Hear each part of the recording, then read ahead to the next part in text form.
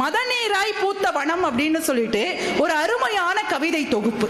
நான் மட்டும் ஏன் இப்படி அப்படின்னு அந்த கவிதையினுடைய தலைப்பு. நான் படித்து ரொம்ப ரசித்த கவிதை. உங்களுக்கும் ரொம்ப பரிச்சயமா இருக்கும்னு நினைக்கிறேன் அந்த கவிதை.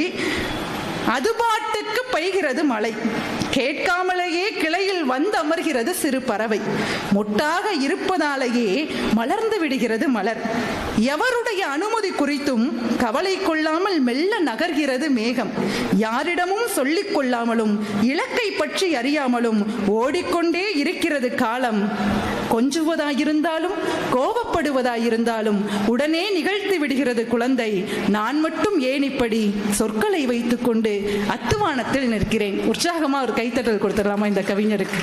மானசீகன் அப்படிங்கிற மிகச்சிறந்த எழுத்தாளர் எழுதிய மதநீராய் பூத்த வனம் அப்படிங்கிற அந்த கவிதை தொகுப்புல உணர்வுகள் தாங்கிய காதல் தாங்கிய கவிதை. அந்த மானசீகன் அவர்கள் வேற யாரும் கிடையாது, நம் நடுவர் அவர்கள் தான். எங்கள் அணிக்கு உங்களுடைய கவிதையையே நாங்கள் சாட்சியாக வைத்திருக்கிறோம்.